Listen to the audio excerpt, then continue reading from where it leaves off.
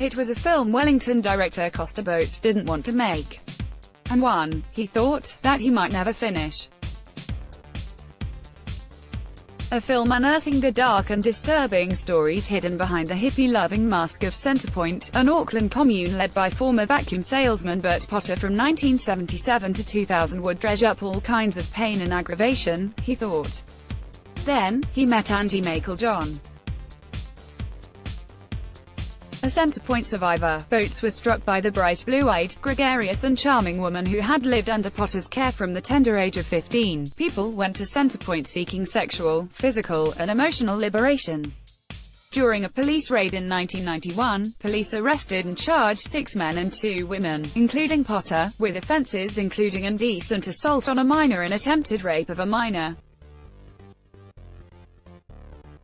A year later, jail after he was found guilty of 13 charges of indecently assaulting 5 girls, some as young as 3½, between 1979 and 1984. John had already been raped when she arrived at Centrepoint. But inside those gates, that hundreds of Kiwis passed through during its 22 years, was a new kind of evil. John was given a surrogate father who she was forced to have a sexual relationship with. She was forced to take part in group orgies and, among other perverted acts, was invited to have sex with Potter under the influence of ecstasy. Centrepoint might not have been the story Botes wanted to tell, but John's was. I just found her engaging, not for reasons of sadness, though. I found her a very light presence. She laughed a lot, she made me laugh, and she was completely unsorry for herself, he recalls. That really attracted me. I thought, if we're going to deal with a subject that's really confronting and sad, how great to have a person who is the opposite of a victim. 5 years after meeting through Christchurch-based journalist Anchor Richter, who had planned to write a book on Centrepoint survivors, Botes presented his latest film, Angie, at the New Zealand International Film Festival in Auckland on Sunday. Angie explores the unstable childhoods of John and her 3 siblings, Bonnie, Renee, and Carlos. When John and her brother became unruly after their parents broke up, their mother, who suffered mental illness, moved her family to Centrepoint in 1985. Botes explores John's life following her escape from Centrepoint and the effects of her traumatic childhood. Watching her narrative from Botes' perspective allowed the shame she had been carrying with each experience to lift. John says, it almost happened one by one as the information in the film came to light. My relationship with my experience is my perspective, but to see it through someone else's perspective is very different, she says. It took it out of an experience and into a narrative, which then enabled me to almost let it go. While the film reflects some of the sexual trauma, Botes was careful not to make a story that left people sickened.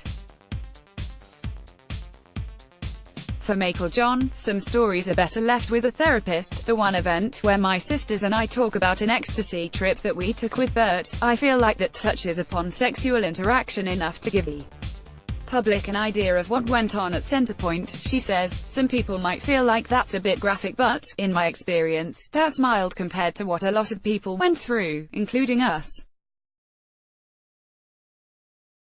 Costa didn't sensationalize the trauma aspect, which I think is really important. Botes was careful to ensure that any stories about the happenings in Centrepoint were confirmed by 2 subjects in his film.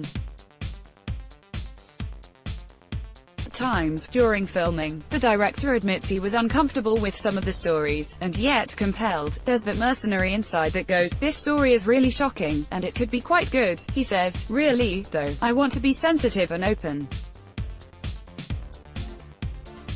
It's almost like being a bit of a confessor, except you're not going to keep it inside of the confessional, but you have an enormous responsibility about what you do with what people tell you. Because John's childhood was so exposed to sexual abuse and trauma, she feels she needs to explore the world of sexuality in order to heal, exploring tantra, conscious sensuality, bringing consciousness to sexual energy and sexual trauma has been my path because my trauma happened from when I was a little girl, Michael John explains. In order to heal myself, I've learned a whole lot of stuff. That stuff has led her to become a certified sexological body worker, a profession that is a bridge between psychotherapy, the medical profession, and sex work, and is delivered by touching people where they ask to be touched, Michael John says.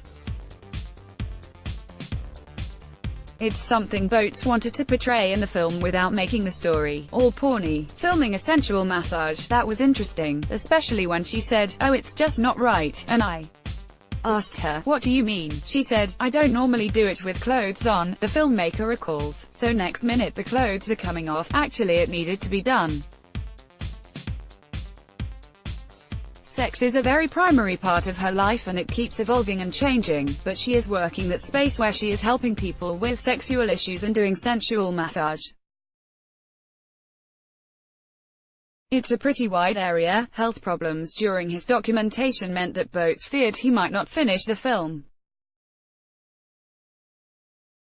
In mid-2016 he was diagnosed with metastatic prostate cancer. Through the latter stages of filming I was simultaneously having chemotherapy and radiotherapy, but it was a good distraction. That was difficult physically. It was pretty exhausting and dragging that problem around, he says. He continued, though, following the winding tracks that Michael John left behind through various homes and lovers, all in an effort to heal and explore herself. Having just come out of a divorce, Botes himself was on an exploration, that of happiness. There was something in Angie that I just couldn't stop thinking about, her inability to form lasting relationships. He says, in the aftermath of a divorce, I was thinking a lot about questions of happiness and your responsibility to other people and people you love and the sort of thing that can go wrong. I felt like there was something in Angie's story that I could learn from. Angie is screening now at the New Zealand International Film Festival. Stuff promoted, stories recommended by